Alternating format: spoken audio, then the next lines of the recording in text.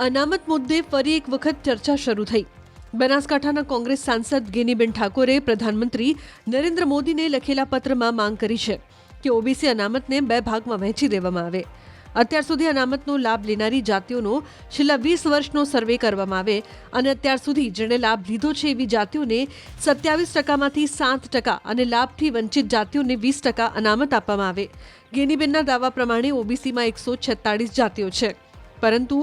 5-10 સદ્ધર જાતિઓ અનામતનો 90% લાભ લે છે। પરિણામે ઠાકોર, કોળી, ધોબી, મોચી સહિતની અન્ય જ્ઞાતિઓને 1-2% જ લાભ મળે છે। ગેનીબેનની માંગણી પર પલટવાર કરતા ભાજપે કહ્યું કે આ પત્ર સમજણ વગરની વાત છે। 146 જ્ઞાતિઓ ઓબીસીમાં આવે છે, એસસી એસટી ઓબીસી એમાં સમગ્ર આપણને બંધારણીય રીતે એ 49% અનામત એ અતિ પછાત વર્ગોને વર્ષો પહેલા આપવામાં આવેલું છે। એમાં થોડું લેટર લખવામાં થોડીક ભૂલ એટલી રહી ગઈ છે અને હું સ્વીકારું છું કે અમારી પોતાની માગણી એ ઓબીસી માટે એ રીતે છે કે કોળી ઠાકોર નહીં પણ સમગ્ર ગુજરાતની અંદર જે વસ્તીના ધોરણે 27% અનામત છે એમાં જેની વસ્તી વધારે હોય એને એ પૈકીમાં જ અનામત આપે। અને બીજી અમારી માગણી એ છે કે ધારો કે 146 જ્ઞાતિ છે, એ જ્ઞાતિ જેને ભૂતકાળની અંદર જે કલેક્ટર હોય, ડીએસપી કે મોટા પોસ્ટિંગમાં હોય, મોટા ધંધા રોજગારમાં હોય, એની આર્થિક સ્થિતિ મજબૂત હોય, આવા પરિવારોને બદલે જે પરિવારોને બિલકુલ ઓબીસીનો લાભ મળ્યો નથી, આવા પરિવારોને સર્વે કરીને એને સામાજિક રીતે, શૈક્ષણિક રીતે, રાજકીય રીતે કે આર્થિક રીતે જે અનામત આપવાની હોય એ મારી માગણી છે। અને બીજું સમગ્ર ઓબીસી માટે અમારી એક માગણી છે કે જેમ એસસી સમાજને બજેટમાં અનામત એનું બજેટ આપવામાં આવે છે અલગથી, એસટી સમાજને અલગથી 14% બજેટ આપવામાં આવે છે, એમ સમગ્ર ગુજરાતમાં ઓબીસી એ હું માનું ત્યાં સુધી 54% થી 55% ઓબીસી સમાજો છે 146। તો અમે એવી માગણી કરીએ છીએ કે 146 સમાજોને એ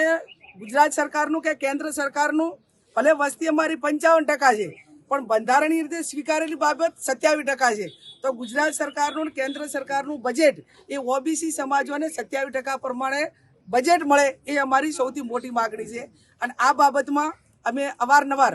મુખ્યમંત્રીને પણ રજૂઆત કરી, અમે કોઈ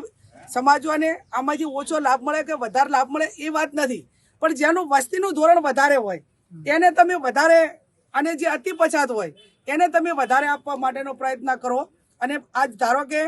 ગુજરાત સરકારના વિવિધ નિગમો છે, માલધારી નિગમ છે, કોળી ઠાકોર સમાજ નિગમ છે, દરજી સમાજ, એવા અનેક નિગમો છે, એ નિગમોમાં જે વસ્તીના ધોરણે એને બજેટ મળવું જોઈએ નથી મળતું અને એના કારણે એને લોન પણ મળતી નથી, ચાહે વિદ્યાર્થીની હોય કે એને ધંધા રોજગાર માટેની હોય। તો આ બાબતમાં હું સ્પષ્ટ ક્લિયરતા કરવા માંગુ છું કે લેટરમાં થોડી ઘણી ભૂલ એટલા માટે કહું કે 20% કે 7% નહીં પણ 27% તો બંધારણીય જોગવાઈ છે જ। એમાં માગણી અમારી માત્ર એટલી છે કે જે સમાજો ઘણા હોય એને થોડું વધારે મળે અને એની આર્થિક વર્તમાન સ્થિતિને જોઈને મળે, અને ગુજરાત સરકારનું કેન્દ્ર સરકારનું બજેટ એ આ ઓબીસી સમાજને વસ્તીના ધોરણે મળે એવી અમારી માગણી છે। ગેનીબેન ઠાકોર એ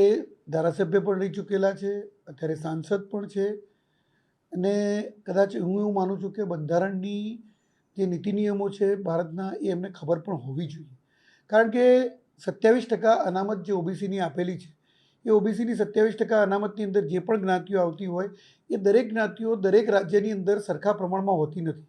કોઈ જ્ઞાતિ કોઈ રાજ્યમાં કે કોઈ વિસ્તારમાં વધારે હોય, કોઈ ઓછી હોય, એ દરેક પણ આખા જ્યારે ઓવરઓલ નક્કી થતું હોય ત્યારે ઓવરઓલ જેટલી જ્ઞાતિઓ છે બધી જ્ઞાતિઓ માટે 27% અનામત હોય છે, અને એમાંથી જે જ્ઞાતિઓને ફાયદો મળે એટલે અનામતની અંદર પણ પેટા અનામત કોઈ પણ પર્ટિક્યુલર જ્ઞાતિઓને માગવી એ મને યોગ્ય લાગતું નથી, અને ભારતના બંધારણ મુજબ પણ એ યોગ્ય નથી, કારણ કે આ અગાઉ પણ જ્યારે એસસી એસટી માટે પણ પેટા અનામતની માંગ થઈ હતી, પેટા અનામતની ડિમાન્ડ થઈ ત્યારે પણ કોર્ટ અને એ પણ કહેવામાં આવ્યું કે આવા કોઈ પેટા અનામત હોઈ શકે નહીં, જે અનામત છે એ જ અનામતની અંદર કોઈ ભાગ ન પડી શકે એ સ્પષ્ટ છે। તો ગેનીબેનનું આ નિવેદન અથવા તો એમણે જે આ પત્ર લખ્યો છે એ સમજણ વગરનો પત્ર છે એ હું સ્પષ્ટ કહું, અને કદાચ એમણે આ પત્ર લખવા પાછળનું રીઝન એ પણ હોઈ શકે એમનું કે સ્થાનિક લોકોની અંદર પોતાની લોકપ્રિયતા મેળવવા માટે અથવા તો પોતે લોકપ્રિય થવા માટે કે સ્થાનિકમાં જે ઓબીસી સમાજના જે લોકોની વસ્તી વધારે છે એ લોકોને ફાયદો હું કરી આપીશ, આવી લાગણી પેદા કરવા માટેનો પણ આ છે. એટલે આ અનામતના નામે રાજકારણ નહીં રમવું જોઈએ એવું સ્પષ્ટતા છે ભારતીય જનતા પાર્ટીની. અને ગેનીબેનને પણ અમે કહીએ છીએ કે ગેનીબેન, આવી રીતે તમે ખોટી રીતે આવા પત્રો લખી અને બંધારણની વિરુદ્ધના આવા કાર્યો ન કરો.